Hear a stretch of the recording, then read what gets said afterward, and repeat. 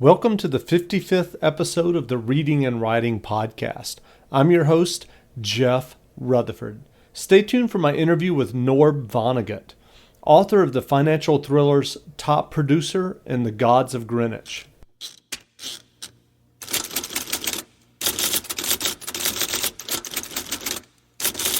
Welcome back to the Reading and Writing Podcast. My guest today is Norb Vonnegut, author of the new financial thriller The Gods of Greenwich, available in bookstores now. The New York Times recently listed The Gods of Greenwich as a beach read for 2011. Vonnegut's previous novel, also a financial thriller, is Top Producer. Norb, welcome to the podcast. Hey, Jeff, it's great to be here. Great. Well, I just mentioned your new novel, Gods of Greenwich. If someone hasn't heard about it yet, can you tell them about your new book? Sure. Well, if you like thrillers, you'll probably gravitate toward Rachel Whittier in The Gods of Greenwich. She could be adorable. She's a nurse. She's pretty. She's 28 or thereabouts. She works on Park Avenue in a plastic surgeon's office. And like I say, she could be adorable except for one thing. At night, she doubles as an assassin, and she runs around the book whacking men and women in their 70s. And so a reader will ask, what does she have to do with a hedge fund in Greenwich?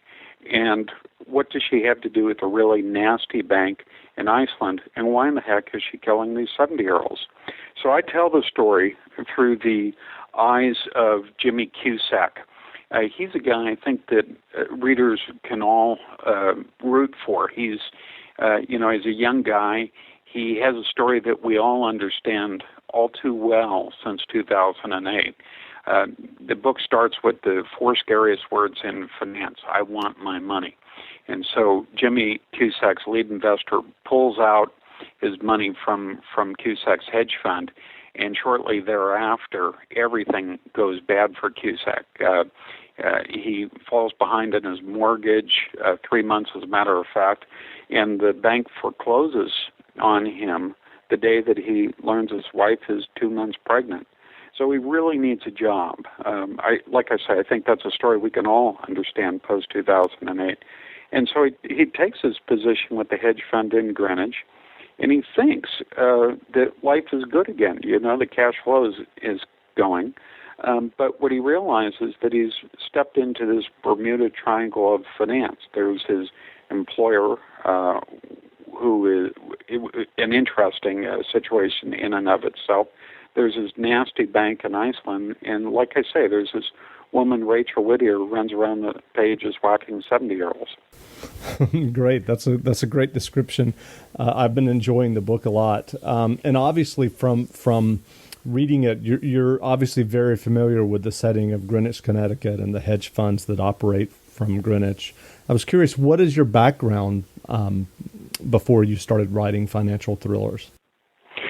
Well, I worked on Wall Street for 20 years. I graduated from Harvard Business School in '86, and a few years after, started with Kidder Peabody, and later, like so many other people in finance, changed shops several times. So I worked for Kidder. It blew up and turned into Payne Weber. I worked for Morgan Stanley, and finally I stopped where I ended my career in finance with a boutique called Silvercrest Asset Management, where I was a managing director.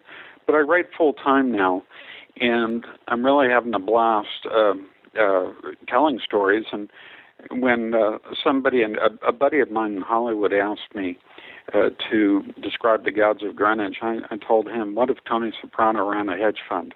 Pretty good, right? Yeah, very.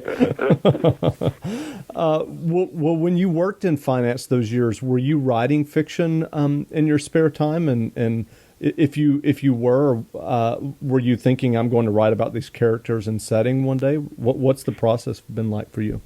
Well, there are some who would say that everything that comes out of Wall Street is fiction, but that's another story, I guess.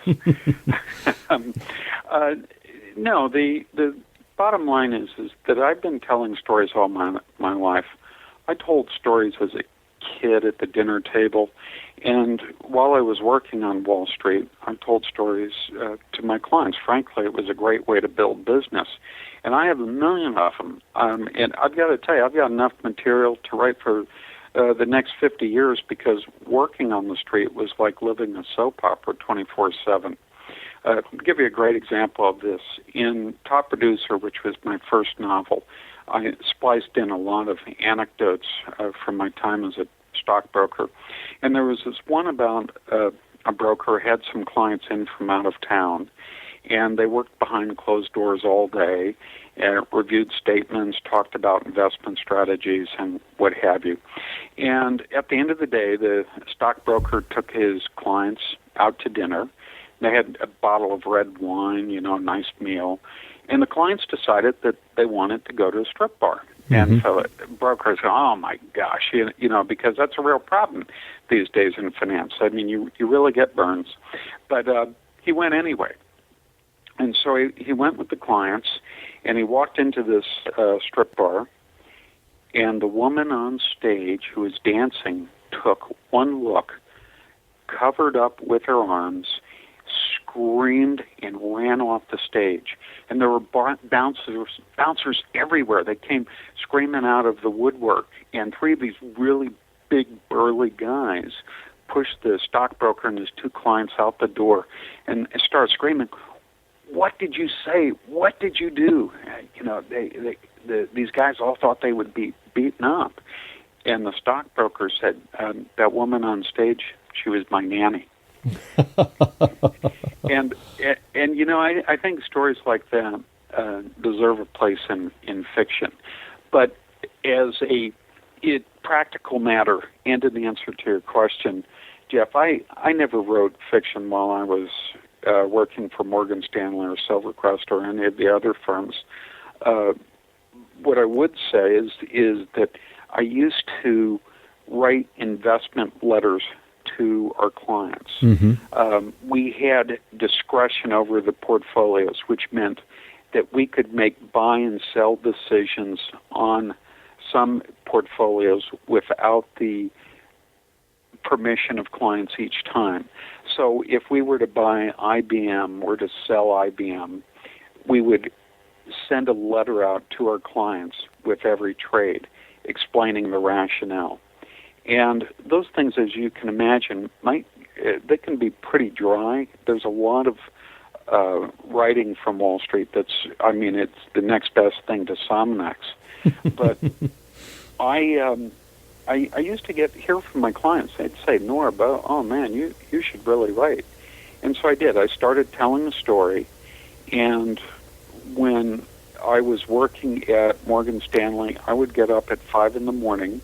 and write until 7. Then I'd go to work, and I'd write after I came home and on the weekends. And my wife used to call me a hermit with a laptop because I was telling that story all the time in my spare time. And did that become Top Producer? And that became Top Producer, yes, thank you.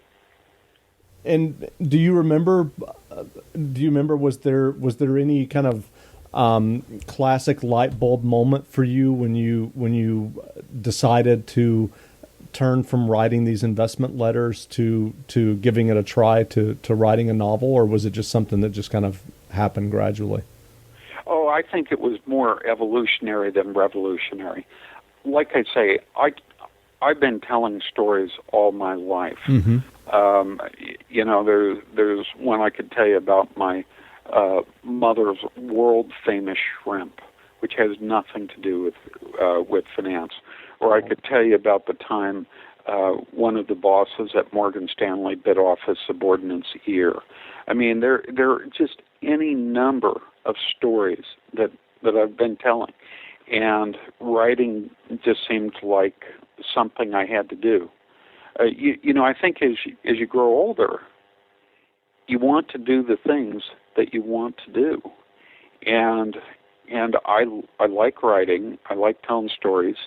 And so turning myself into an author just seemed like the next logical step.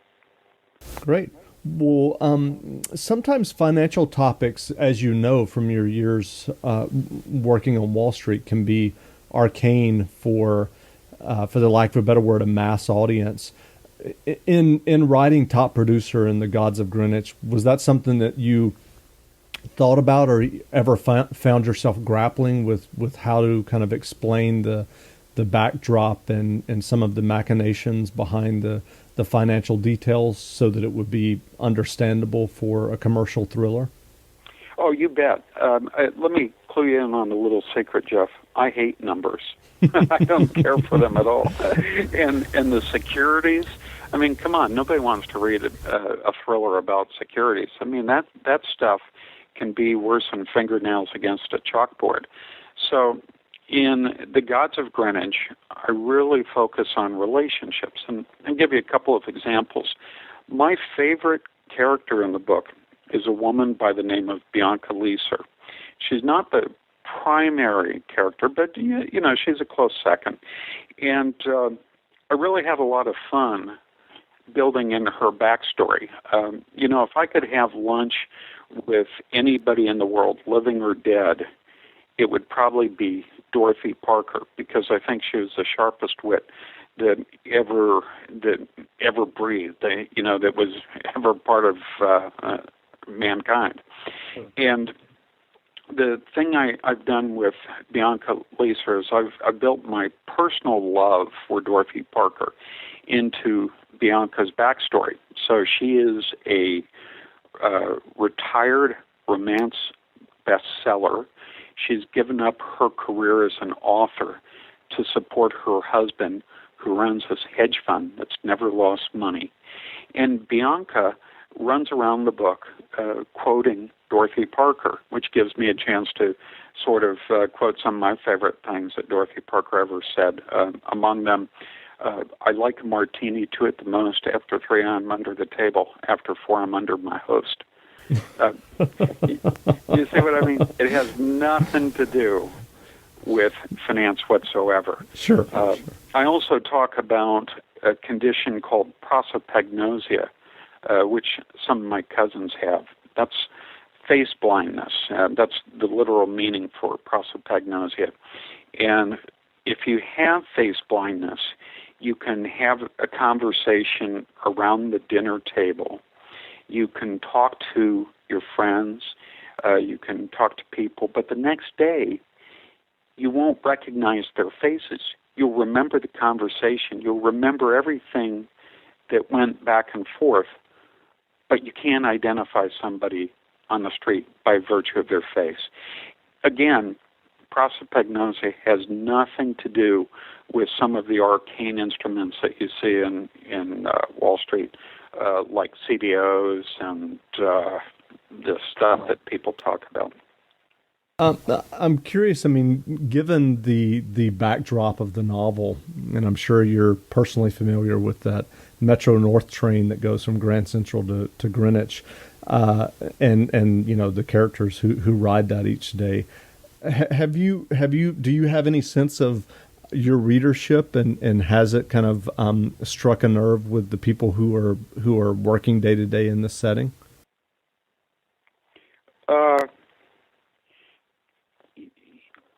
You know, that's a great question, Jeff. The readership varies. So far, when I hear from readers, it's both men and women. Okay, and what typically I hear is things like, you know, I love the book, or I didn't like this, but I love this. This was a problem for me, what have you. There's very little description or little discussion of the finance or people approaching approaching the Gods of Greenwich with a finance background. You know, I have lots of friends in the industry, and they've read the book, and they think it nails the feeling of working in finance in a hedge fund.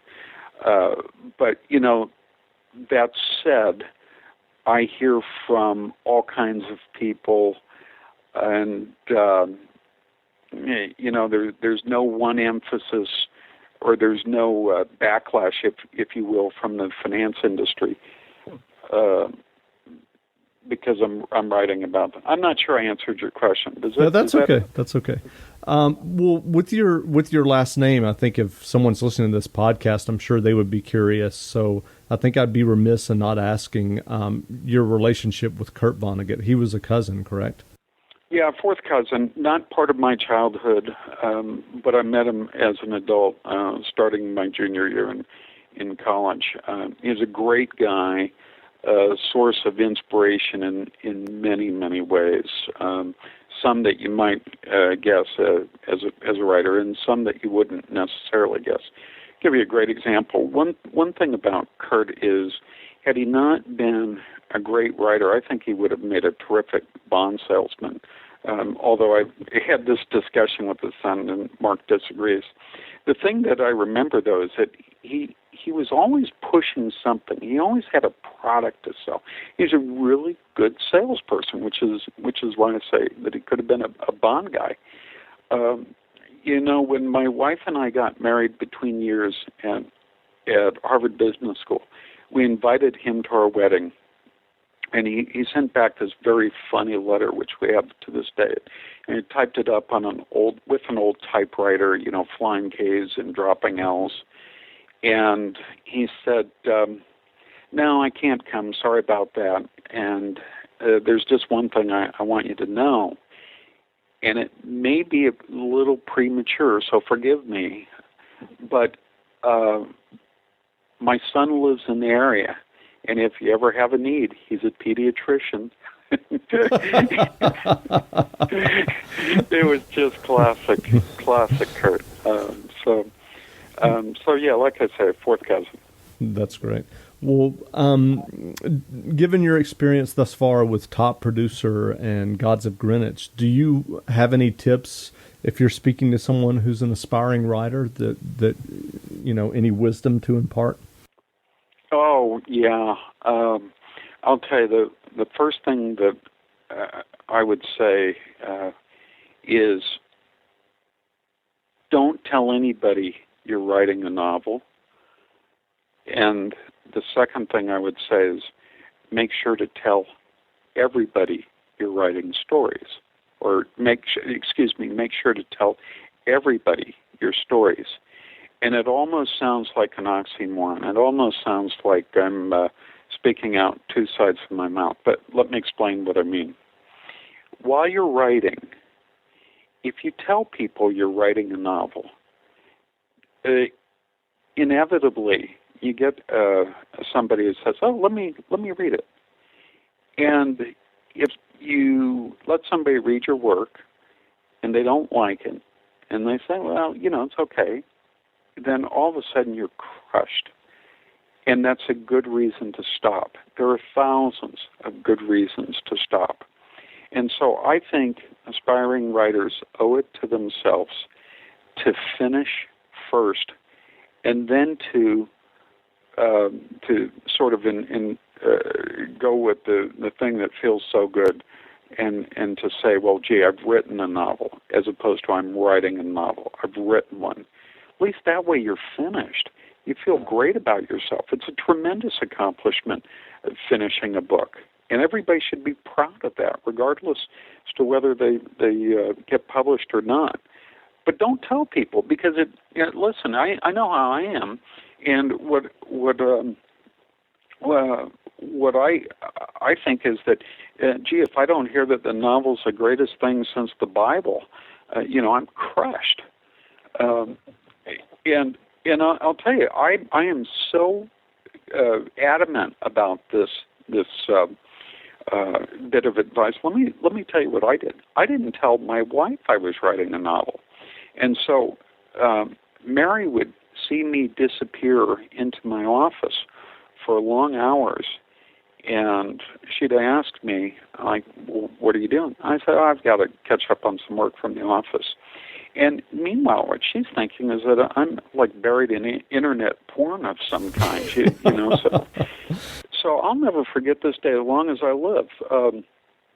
And I remember one afternoon, it was like a Saturday, I think.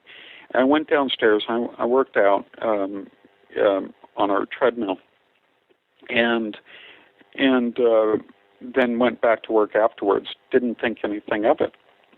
Well, while I was downstairs, what I didn't know is that my wife, Mary, had taken a flash drive to my computer, and she stole my novel. She ran off with it, didn't tell me. And so the next day, she's laughing in her room the whole time. This is top producer, laughing, and I thought she was on the phone with a friend of hers. I had no idea. But then, I'm trying to work. I kind of forgot about it. And at dinner, we have 2 kids, and the 4 of us were sitting down, and we have spaghetti every Sunday night, and so we had this spaghetti meal, and the kids went off to do their homework, and I started to clean up with Mary, and she said, we need to talk. And I thought, oh, no. She said, I have a confession to make. And I'm thinking, uh-oh, this is getting really bad. I have no idea. And she said, I stole your book. She copped to the heist. And I said, oh.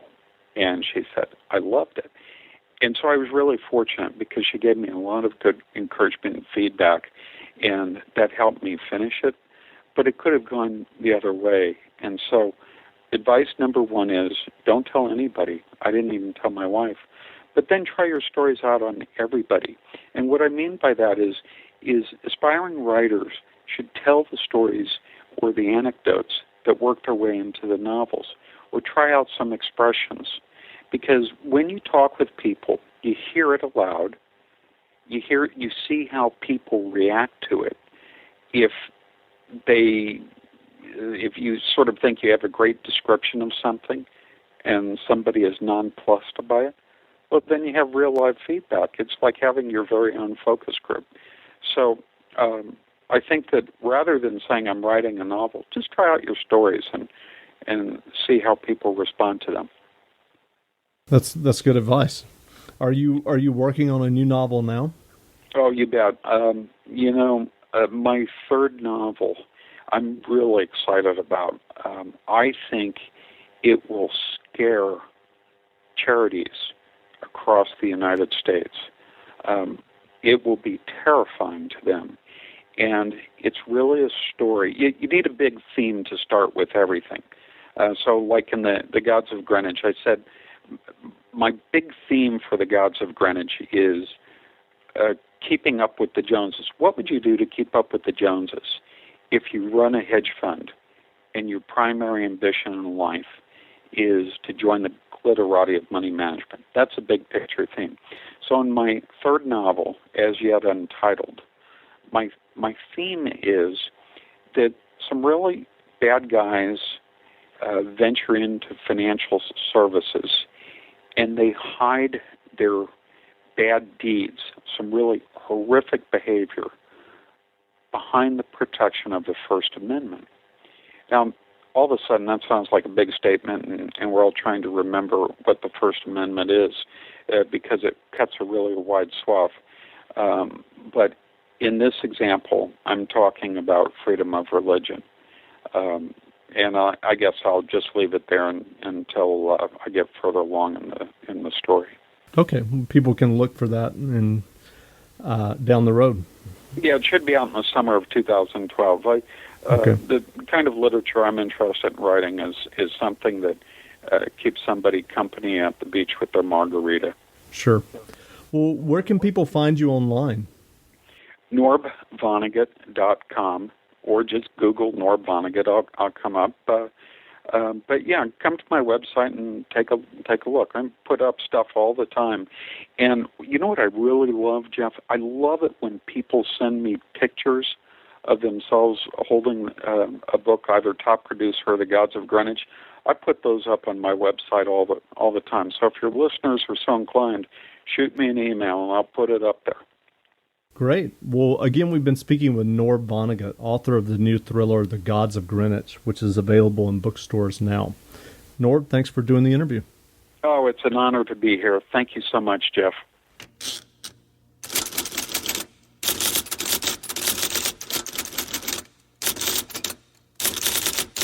This is Lee Child, and I'm listening to the Reading and Writing Podcast. Thanks for listening to my latest podcast. If you have a chance, please leave a review of the podcast in iTunes. It only takes a moment. Until next time, read some good books and be well.